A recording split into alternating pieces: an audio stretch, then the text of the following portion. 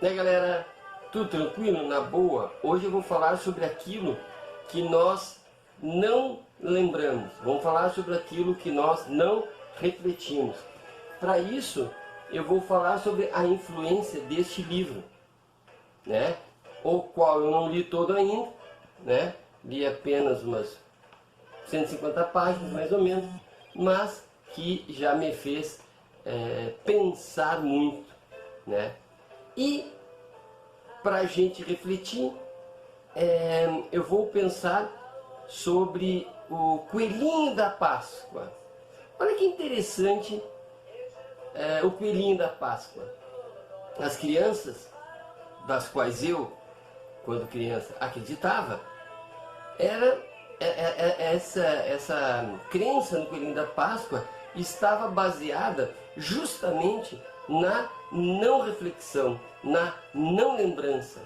Percebam que a história, ou as histórias que os nossos familiares nos contavam sobre o coelhinho da Páscoa, prescindia de nos contar que o coelhinho da Páscoa é irracional, que o coelhinho é pequenininho, que os ovos, quando muito grandes, o coelhinho não poderia carregar.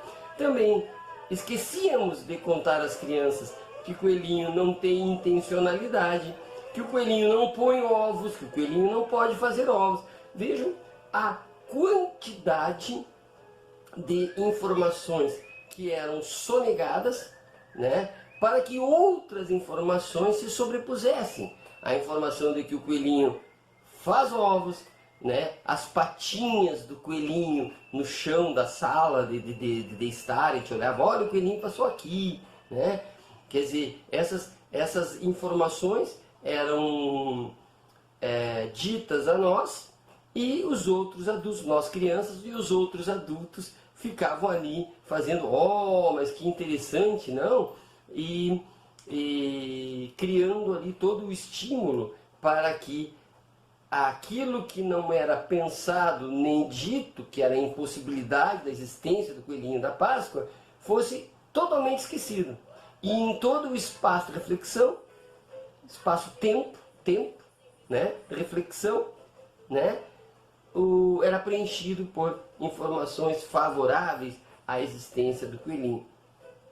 Tem a história do velho do saco, que pega criança, enfim. Percebam que as informações são trabalhadas, de certa forma, para que o não lembrado, o não refletido, fique exatamente isso, não lembrado e não refletido.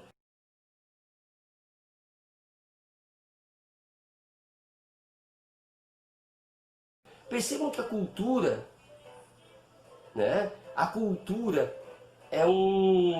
são as informações, a cultura é a estrutura, a cultura é o dito, né, que nos mantém nos trilhos.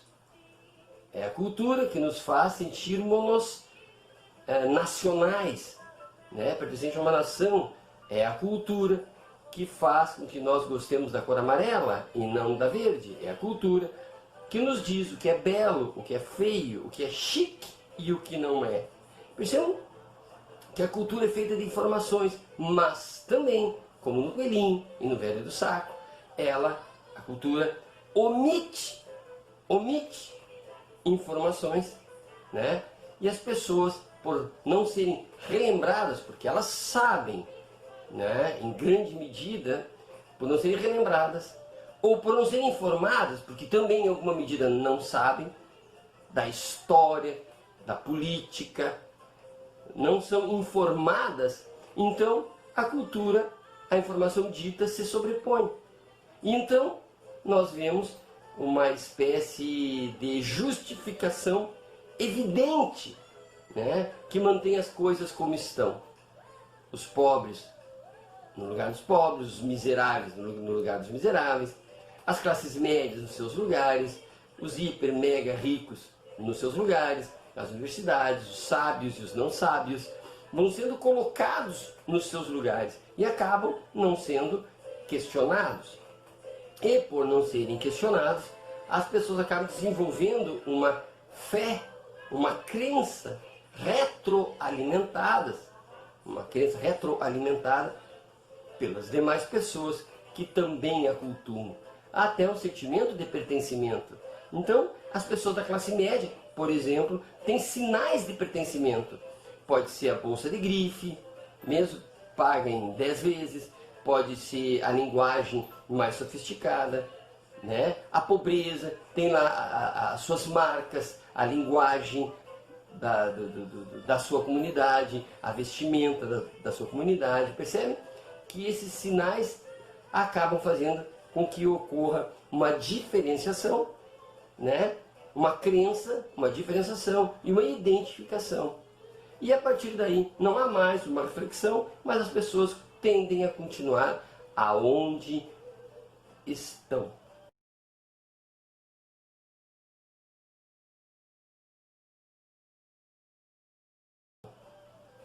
Então percebam que é preciso aos intelectuais, ou é preciso às pessoas que cultuam a política, que estudam a política, acompanham a política, ou as pessoas que acompanham a história, as pessoas que acompanham as lutas sociais, que elas comecem a observar, e aqui levando em consideração o livro, lembrando isso, né?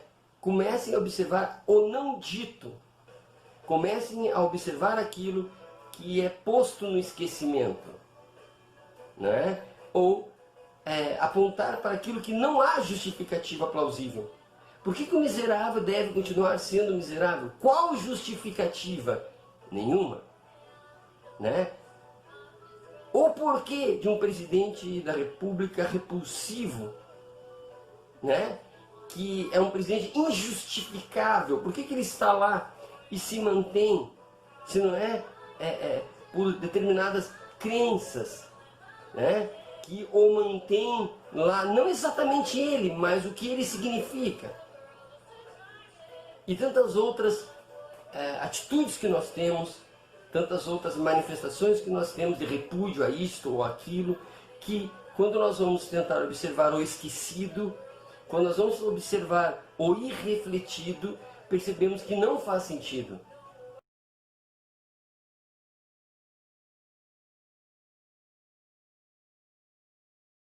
São possíveis vários exemplos,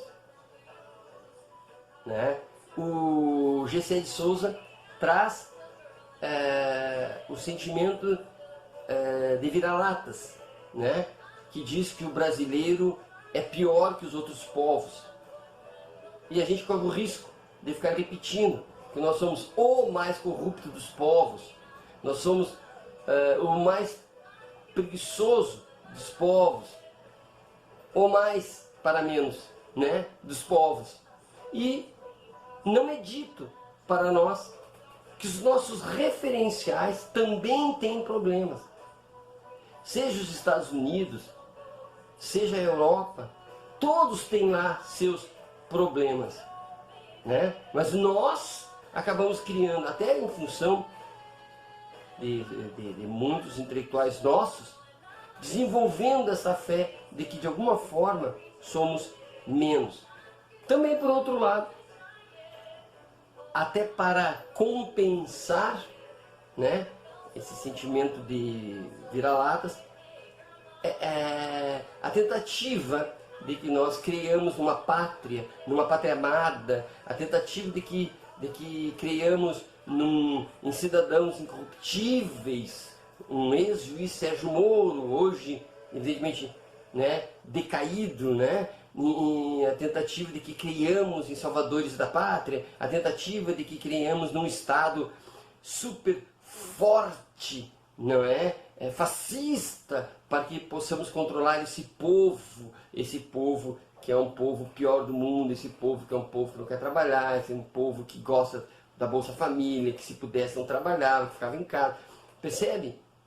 E essas construções mantidas culturalmente por uma repetição, uma fala, ela tenta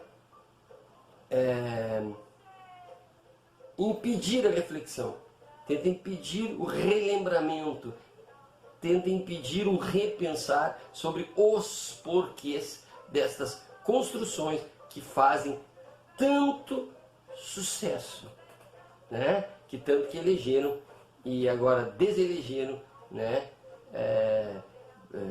bolsonaristas. Mas não só isso, crenças como racismo, né, e tantas outras crenças, tantas outras escolhas repetidas que fazemos e que são baseadas naquilo que todo mundo diz, que são baseadas naquilo que todo mundo faz. E na verdade são escolhas irrefletidas. E independe do grau de instrução. Claro que quanto maior o grau de instrução, maior a má fé nesse esquecimento. Quanto menor o grau de instrução, maior a boa fé nesse esquecimento, ou nessa não reflexão. Mas todos nós sofremos disso porque somos sujeitos de hábitos. E aqui não no hábito no sentido da sociologia, mas o hábito da repetição mesmo, né? O nosso cérebro é montado de tal forma que repetir as coisas idênticas é bom para ele, porque não há um gasto excessivo de energias. Não preciso refletir como abro a minha porta todos os dias, porque o hábito faz com que eu pegue a fechadura certinho e abro e fecho, não tem problema nenhum. A vida muitas vezes, né, é levada nesse sentido. Se está funcionando, se antes de ontem funcionou, se ontem funcionou, se hoje funcionou, meu hábito vai fazer com que funcione amanhã. Mas às vezes, no aspecto da sociedade, não funciona. Muitos conceitos não funcionam porque provocam a dor, provocam o sofrimento na nossa população e fazem com que não haja avanço, não haja modificação na sociedade para valorizar a dignidade da pessoa humana. Fica aqui a reflexão, ou seja, vamos refletir sobre aquilo que não andamos refletindo, aquilo que não andamos pensando, aquilo que andamos esquecendo por aí. Abraço e até a próxima.